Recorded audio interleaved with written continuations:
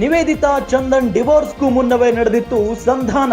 ಕುಟುಂಬದಲ್ಲಿ ಕಲಹ, ಭಿನ್ನಾಭಿಪ್ರಾಯ ಬಂದ ತಕ್ಷಣ ಸಂಧಾನದ ಮಾತು ಬರುತ್ತೆ.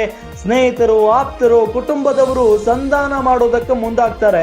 ಆದ್ರೆ ಸಂಧಾನ ಮಾತುಕತೆ ಸಕ್ಸಸ್ ಆಗ್ಲಿಲ್ಲ, ಸಂಧಾನ ವಿಫಲ ಆಗುತ್ತೆ.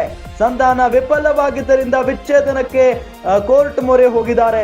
ಪರಸ್ಪರ ಒಪ್ಪಿಗೆ ಮೇರೆಗೆ ಕೋರ್ಟ್ ಮೊರೆ ಹೋಗಿದೆ ಜೋಡಿ. ಜೂನ್ 6ರ ಗುರುವಾರ ಕೋರ್ಟ್ಗೆ ಅರ್ಜಿ ಸಲ್ಲಿಸಿದ್ರು ಚಂದನ್ ಮತ್ತು ನಿವೇದಿತಾ ಗೌಡ. ಶಾಂತಿನಗರದ ಕೌಟುಂಬಿಕ ಕೋರ್ಟ್ಗೆ ಅರ್ಜಿಯನ್ನ ಸಲ್ಲಿಸಿದ್ರು. ಫ್ಯಾಮಿಲಿ ಕೋರ್ಟ್ ನಲ್ಲಿ 6ರಂದು ಅರ್ಜಿ ಸಲ್ಲಿಕೆ. Case number MC3388/2024. ಇಬ್ಬರಿಗೂ ಒಬ್ಬರೇ ಮಹಿಳಾ ವಕೀಲರು. 2018ರ ಬಿಗ್ ಬಾಸ್ ಸೀಸನ್ 5ರ ಸ್ಪರ್ಧಿಗಳಾಗಿದ್ರು ಚಂದನ್ ನಿವೇದಿತಾ. ಅಲ್ಲಿ ಸ್ನೇಹ ಆಗಿ ಹೊರಗಡೆ ಬಂದು ಪ್ರೀತಿಯಾಗಿ ಅದಾದ ನಂತರ ಮದುವೆಯಾಗಿದ್ರು.